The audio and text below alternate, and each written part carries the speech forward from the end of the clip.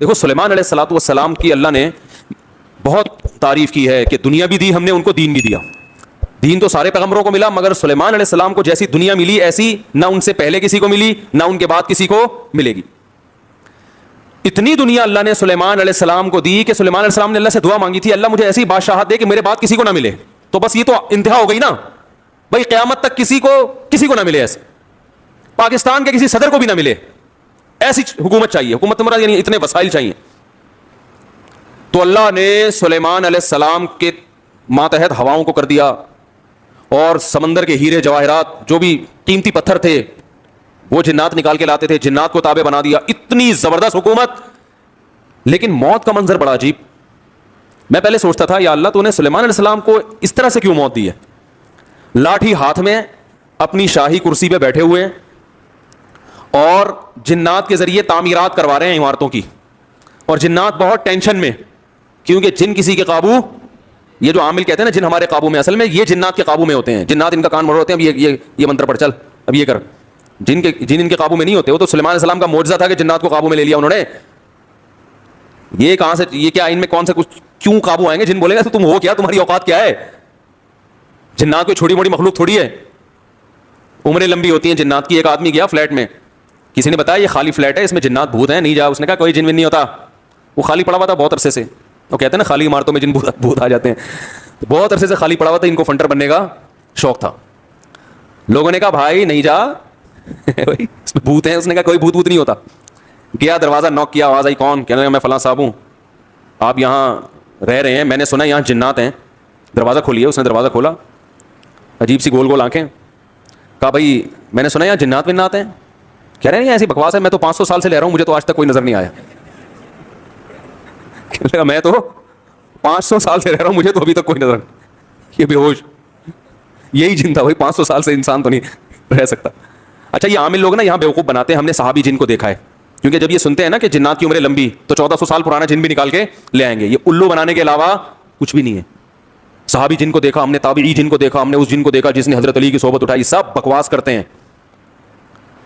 اور بعض ہمارے نیک لوگ بھی ان سے متاثر ہو جاتے ہیں، بڑے علماء بھی بعض ان سے متاثر ہو جاتے ہیں.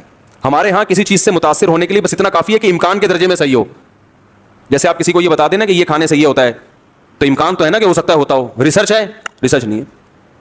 بھائی امکان کافی ہوتا ہے ہمارے ہر چیز. حالانکہ کسی بھی دعوے کے لیے امکان، بھائی میں دعویٰ کروں اس نے میرے 1 لاکھ روپے لیے ہیں، اگلا کہہ رہا ہے کیا دلیل ہے؟ میں کہتا ہوں ممکن تو ہے نا کہ تم نے لیے ہوں، تو اس سے دلیل اتنی دلیل کافی ہوگی؟ اور بھائی یہ امکان کافی نہیں ہے، گواہوں سے ثابت کرو گے لیے، یا تو یہ اقرار کرے یا گواہوں سے ثابت کرو. ہمارے یہاں دیکھا جاتا ہے جادو نبی پہ جب ہو سکتا ہے تو ہو سکتا ہے اس پہ بھی ہوا ہو. وہ ہو سکتا تھوڑی دلیل ہوتی ہے. سمجھ میں نہیں آ رہی بات. امکان تھوڑی ہوتا ہے. ابو بکر پہ کیوں نہیں ہو گیا جادو، حضرت عمر پہ کیوں نہیں ہو گیا؟ اس کا مطلب آسان کام نہیں ہے. نبی پہ کیوں ہو گیا تھا؟ اس کی ایک وجہ تھی کہ وہ کہتے تھے نبی صلی اللہ علیہ وسلم جادوگر ہیں، تو اللہ نے آپ سے اس طعنے کو دور کرنے کے لیے ہونے دے دیا تھا تاکہ لوگوں کو یقین ہو جائے کہ یہ جادوگر نہیں ہے، کیونکہ جادوگر پہ جادو نہیں ہوتا. اس میں حکمت نہیں، ورنہ یہ آسان کام نہیں ہے بیٹھے ہوئے کچھ بھی سانس کو بہو سے لڑا دیا. اپنی حرکتیں ٹھیک نہیں ہوتی، اور وہ جب پھٹے ہوتے ہیں تو بجائے اپنی حرکتیں ٹھیک کرو کہ یار کس میں فالٹ ہے اس کو صحیح کرو، فوراً کس پہ ڈال دیتے ہیں؟ ایک نئی جنگ چھڑ دیتے ہیں. نند نے لڑوایا ہمیں، یہ نند نے ہمارے گھر میاں بیوی میں کیا کروایا؟ پھٹا. خود اپنی حرکتیں ٹھیک نہیں ہے، ڈال کس پہ رہے ہیں؟ کوئی جٹھانی پہ ڈال دے گا، کوئی نند پہ ڈال. ایک نیا جنگ. اب نند سے پہلے 2 آپس میں لڑ رہے تھے، اب تیسری جنگ بھی شروع اس نے کیا ہے. تو سلیمان علیہ الصلوۃ والسلام بیٹھے ہیں، اللہ نے دیکھو اتنی طاقت اور قوت دی کہ جنات کو آپ کے تابع بنا دیا. قرآن کہہ رہا ہے جنات سخت ٹینشن میں محنت مزدوری کا کام کر رہے ہیں اور عمارتیں بنا رہے ہیں. یہ جو احرام مصر ہے عین ممکن ہے حضرت سلیمان علیہ السلام کی تعمیرات ہوں. اتنی ٹینشن میں جنات، اور ادھر سلیمان علیہ السلام ایسے عصا ہاتھ میں لے کے بیٹھے ہوئے ہیں. اور قرآن کہتا ہے فلما قضینا علیہ الموت، ہم نے موت کا فیصلہ کر دیا. کیسے عجیب انداز ہے. ارے بھائی یہ تو بادشاہ پہلے بیمار ہوتے، اپنا جانشین کسی کو بنا کے جاتے، اور ان کی تو صحت بھی ایسی کہ حدیث صحیح بخاری میں 100 بیویاں ہیں. بھائی کمزور آدمی تو تصور صحیح کیا ہو جائے گا؟ ڈپریشن میں چلا جائے گا. کیا خیال؟ تو کیا خاندانی صحت ہوگی پیغمبروں کو؟ تو اللہ نے ویسے ہی بہت قوت دی ہوتی ہے، قابل رش صحت ہوتی ہے پیغمبروں کی. جنگ میں کمانڈر رہے ہیں، لڑائیاں لڑی ہیں جنگوں میں، اتنی زبردست صحت.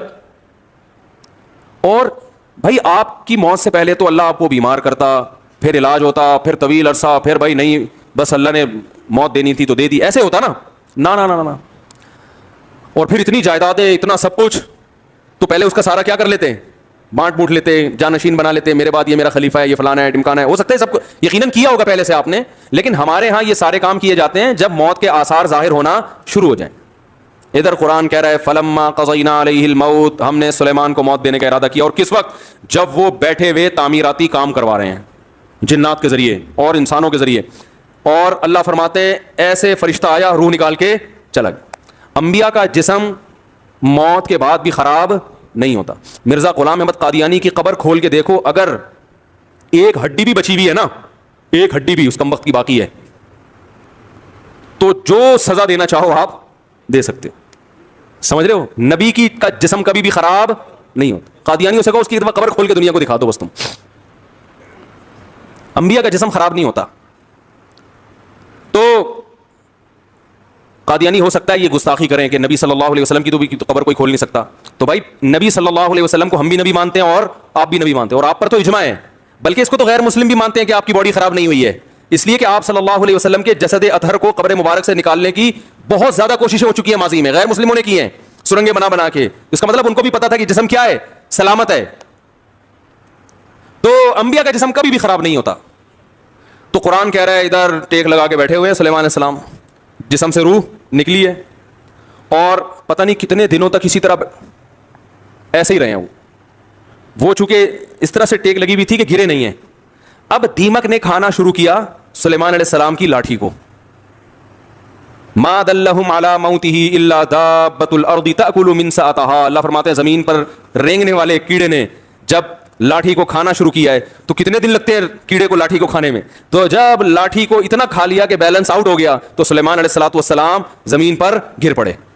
پھر جنات کو پتا چلا کہ بھائی ان کا تو بہت دن پہلے انتقال ہو چکا ہے. اللہ فرماتے ہیں کہ اگر جنات کو پہلے سے پتا ہو جاتا کہ ان کی موت واقع ہو چکی ہے, ما لبثوا فی العذاب المہین, تو اتنی سخت ٹینشن میں جو انہوں نے دن گزارے اس ٹینشن میں وہ دن نہیں گزارتے. جیسے ہی جنات کو پتا چلا کہ ان کا انتقال ہو گیا, جس نے جہاں اینٹ لگائی تھی نا وہیں چھوڑ کے بھاگ گیا. ان کو پتا تھا قیامت تک کوئی عامل کا باپ بھی مجھے قابو نہیں کر سکتا.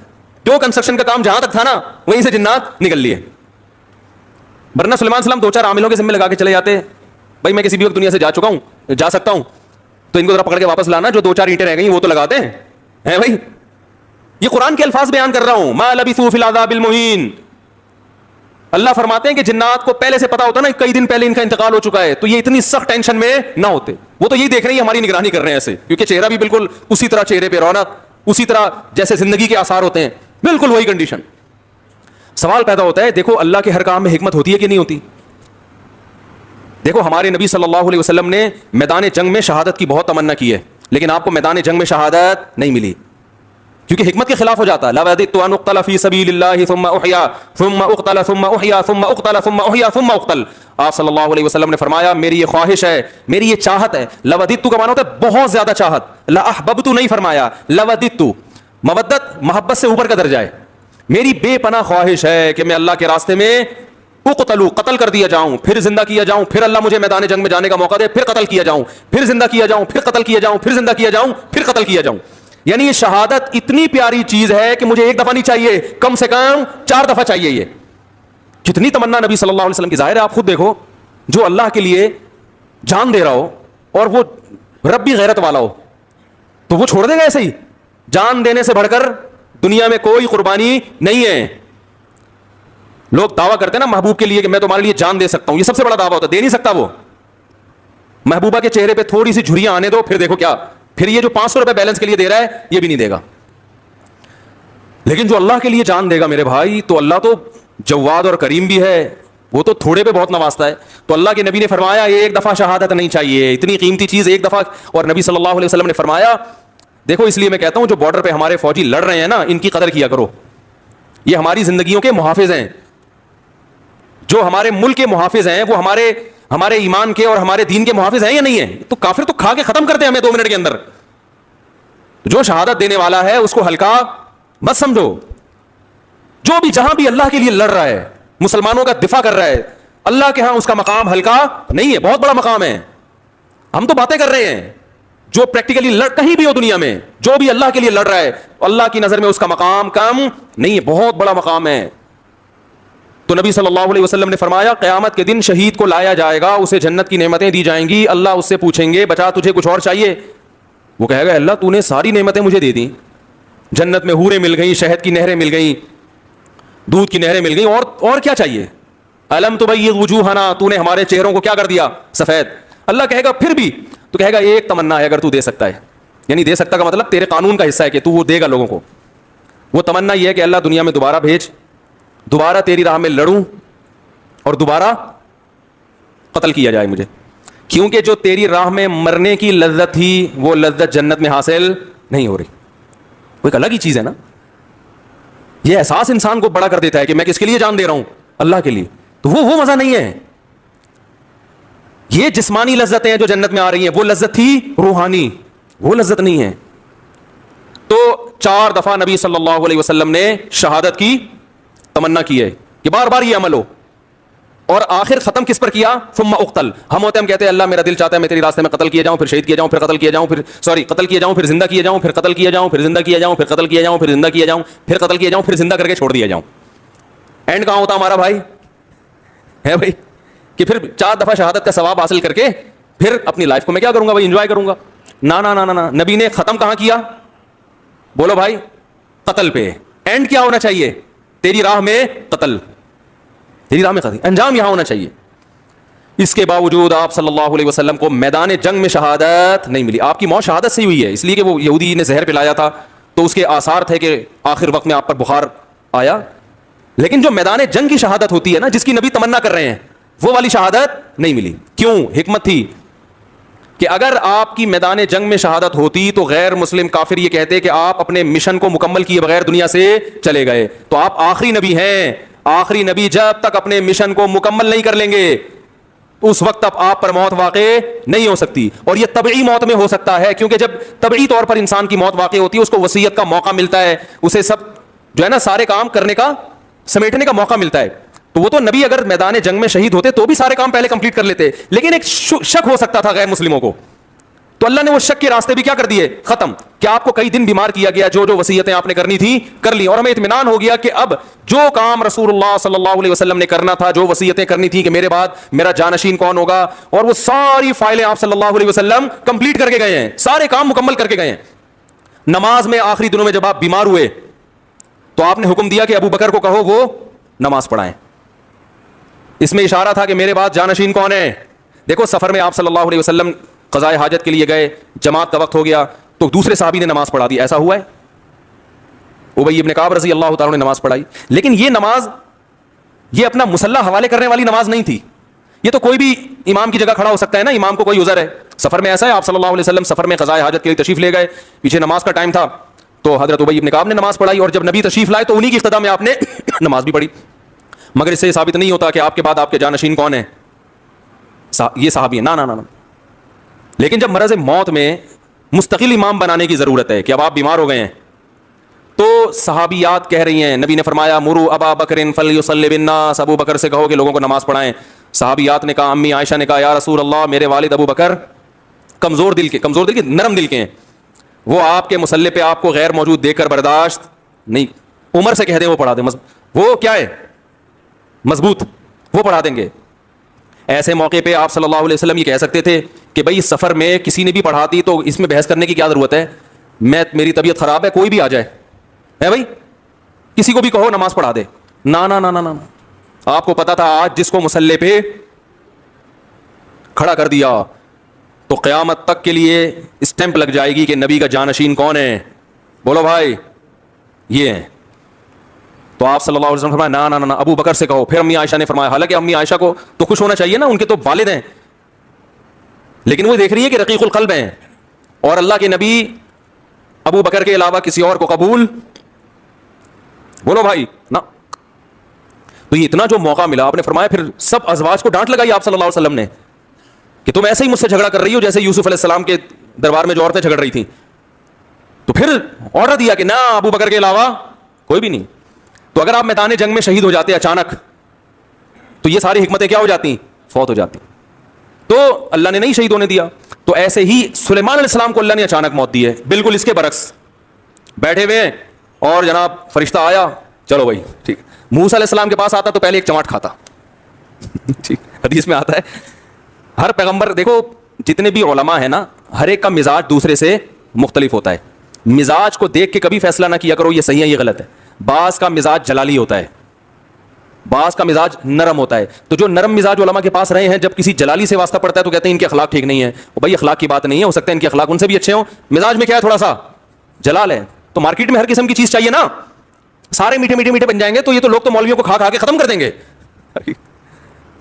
ہمارے حضرت جلالی تھے, ایسا نہیں کوئی بھی اٹھ کے آ گیا بیل بجا دی حضرت سے ملنے آئے ہوں. فرمایا بھائی ٹائم ہوتا ہے ہر چیز کا. بڑے بڑے آفیسر آتے تھے حکومت کے, حضرت لفٹ نہیں کراتے تھے, ٹائم ہے اس پہ آؤ گے بیٹھیں گے, اور فالتو بات کرنے کی اجازت حضرت کے پاس تو بات کرنے سے پہلے آدمی سوچتا تھا, اس لیے کہ وہ کام تھا ان کا, سارا دن مصروف تھے. اگر وہ اس طرح سے بیٹھ جاتے ٹھیے لگا کے, لوگ تو آئیں گے, لائن لگے گی. اور بعض علماء کیا ہوتے ہیں وہ ذرا جمال ان کی طبیعت میں غالب ہوتا ہے. آپ نہیں آئے تو خدا آپ کے گھر پہنچ جائیں گے, بھائی بہت دن ہو گئے اب تک آئے کیوں نہیں آپ, ہے بھائی. تو یہ ڈیزائن ہے, چلتا ہے. بدگمان نہ ہوا کرو, شریعت پہ اگر چل رہے ہیں نا تو بس صحیح ہے. تو موسیٰ علیہ السلام تھے کیا جلالی. حدیث میں آتا ہے ان کے پاس فرشتہ آیا انسانی شکل میں. موسیٰ علیہ السلام نے پوچھا کیسے آنا ہوا, کون ہو بھائی؟ انہوں نے کہا موت کا فرشتہ ہوں, آپ کی جان لینے کے لیے آیا ہوں, آپ کی جان لینے کے لیے. حضرت موسیٰ نے ایک زور سے لگایا تماچا, حدیث میں آتا ہے آنکھ نکل کے گر گئی ان کی. پھر اللہ میاں کے پاس گئے, اللہ اپنے کس بندے کے پاس تو نے مجھے بھیج دیا. اب سوال یہ پیدا ہوتا ہے کہ حضرت موسیٰ نے تھپڑ کیوں مارا ہو. اب اس کی تو ظاہر ہے پیغمبر کوئی غلط کام تو کرتے نہیں ہیں, تو بہت ساری لوگ میرے ذہن میں یہ آتا ہے کہ ان کو یہ فرشتے کا اسٹائل پسند نہیں آیا. شاید یہی وجہ ہو سکتی ہے. کیسے ایکسکیوز کر رہے ہو آگے, جیسے کوئی ہدیہ دینے کے لیے آئے ہو. جیسے وہ ایک آدمی کی شادی ہوئی نا, تو دلہن کے پاس گیا تو اب سمجھ میں نہیں آ رہا تھا بات چیت کی ابتدا کیسے ہو, بغیر تمہید کے شروع ہو جائیں تو بولے گی وہ پھوڑا پتہ نہیں اس کو تو بات چیت نہیں آتی. تو اب گھنٹہ بیٹھ کے سوچ رہے کہ بات چیت شروع کیسے کروں. بعض لوگ ادب کے مارے ہوئے ہوتے ہیں نا, ارے بھائی تو جیسے بھی چاہے سمجھ میں آ رہا ہے شروع کر دے. ادب کا مارا ہوا تھا بیچارہ, اردو ادب کا. تو کافی دیر سوچنے کے بعد کہتا ہے کل میری آپ سے شادی ہوئی تھی, اس سلسلے میں حاضر ہوا ہوں. ٹھیک, کل میری آپ سے شادی ہوئی تھی, اس سلسلے میں حاضر ہوا. تو خیر سلیمان علیہ السلام کی جو موت اچانک ہوئی ہے, اصل میں سلیمان علیہ السلام کے پاس وسائل بہت تھے, حکومت بہت تھی, کام اس طرح سے بہت پھیلا ہوا تھا. تو ان کو اس طرح سے اچانک موت دے کے اللہ نے بتا دیا کہ تم اس خوش فہمی میں نہ رہو کہ تمہاری بچیوں کی ابھی شادی نہیں ہوئی ہے تو پہلے ان کی شادیاں ہو جائیں گی, بچے اپنے پاؤں پہ کھڑے ہو جائیں گے, ابھی تو تم نے کمیٹی ڈالی ہے وہ نکلے گی, پھر تم کمرشل پلاٹ خریدو گے, ہیں بھائی. اور ابھی تو یوں ہے, ابھی تو میں بہت صحت مند ہوں, میں نے اپنی رپورٹیں سارے ٹیسٹ کروائے, ایک دم اوکے کی رپورٹ ہے, ڈاکٹر نے کہا تو 50 سال سے پہلے مرنے والا نہیں ہے, اور بالکل فٹ فاٹ, اور نہ کوئی ڈپریشن, اور بالکل, اور ابھی میرا زندہ رہنا بہت ضروری ہے کیونکہ میں مر گیا تو کمپنی کا کیا ہوگا, بچیوں کا کیا ہوگا, بیوی کا کیا ہوگا, اور میرے والدین کا کیا ہوگا. تو اللہ نے بتایا تم کس کھیت کی مولی ہو بھائی, اتنے بڑے پیغمبر اور اتنے وسائل کہ تم ان وسائل کا تصور نہیں کر سکتے. میں نے جب ارادہ کیا تو ان سے مشورہ نہیں لیا, بیٹھے بیٹھے موت دے دیے, سارے کام ادھورے, سارے پروجیکٹ, وہ جو اینٹ جہاں رہ گئی تھی نا آخری جن وہ چھوڑ کے بھی بھاگا ہے. تو تمہارے پروجیکٹ کی کیا حیثیت ہے, تم کس کھیت کی مولی ہو بھائی. تو جس کو جتنی دنیا بھی دے دوں سیکنڈ بھی نہیں لگے گا چھیننے میں. تو زیادہ فنڈر بننے کی کوشش, اپنی جو صحت کی رپورٹیں ہیں نا, کولیسٹرول لیول بالکل سیٹ ہے بھائی, ہر سب کچھ ٹھیک ہے, اس کے باوجود بیٹھے بیٹھے مار دوں گا. وہ ہمارے یہاں بہاریوں میں مشہور ہے کہ جب موت آتی ہے نا, اونٹ پہ بیٹھے ہوئے آدمی کو کتا کاٹ لیتا ہے, جو نہ کٹے آری سے کہتے ہیں نا, وہ کٹے بہاری سے. تو ان باتوں کی وجہ سے تو کہتے ہیں لوگ, ویسے بہت اچھے لوگ ہوتے ہیں, کوئی ناراض نہ ہو جاؤ بھائی, لیکن باتیں بہرحال بہت ٹائٹ کرتے ہیں. جو نہ کٹے آری سے کہتے ہیں وہ کٹے. تو اونٹ پہ بیٹھے ہوئے آدمی کو کیا کاٹ لیتا ہے. ہمارے بہاری دوست تھے, ابھی بھی ہیں, تھے کیا, بیان بھی سنتے ہوں گے انشاءاللہ. وہ ایک کہتے تھے مفتی صاحب جب شامت آتی ہے تو اونٹ پہ بیٹھے ہوئے آدمی کو, میں نے کہا یار باتیں تمہاری بڑی ٹائٹ ہیں یار, اونٹ پہ بیٹھے ہوئے آدمی کو کیا کاٹ لیتا ہے, کتا. تو ہم اور آپ کس کھیت کی مولی ہیں بھائی. ہمارے ایک دوست تھے, بڑے مالدار بھی تھے, اور مدرسے میں ہمارے ساتھ پڑھا کرتے تھے, اکلوتے بیٹے تھے والدین کے. والدین نے ان کو عالم بنانے کے لیے سارے وسائل لگا دیے. جب عالم بن کے فارغ ہوئے, ایکسیڈنٹ میں ان کی موت واقع ہو گئی. اب یہی لوگ مجھ سے پوچھ رہے تھے یار ان کے تو والدین کا سارا محنت ضائع ہو گئی. میں نے کہا ضائع تو نہیں ہوئی, آخرت میں ذخیرہ, لیکن کام تو نہیں ہو سکا نا جو والدین چاہتے تھے. میں نے کہا بھائی اللہ کہہ رہے ہیں ان کی موت میں کیا حکمت ہے. میں نے کہا ان کی موت میں یہ حکمت ہے, اللہ نے بتا دیا میں کسی کو کسی بھی وقت مار سکتا, کوئی بھی کسی بھی ٹائم پہ دنیا میں جا سکتا ہے, چاہے ملک کا بیڑا غرق ہو جائے, گھر کا بیڑا غرق ہو جائے, یا سارے کاروبار کا بیڑا غرق ہو جائے, تعلیم ادھوری رہ جائے, کچھ بھی ہو جائے, سارے پروجیکٹ کی ایسی کی تیسی ہو جائے. اس لیے اللہ کو اپنے حساب سے مت چلاؤ, اپنے آپ کو اللہ کے حساب سے چلانا شروع کر دو. موت کو اپنے حساب سے مینج مت کرو, موت کے حساب سے خود مینج ہو جاؤ. پہلے سے وصیتیں لکھ کے رکھو, اگر یہ اینٹ لگنے سے پہلے میں مر گیا تو کیا ہوگا, یہ اگلی اینٹ کون لگائے گا, صحیح ہے نا. تو ہم لوگ موت کو مانتے ہیں, موت کے لیے تیار نہیں.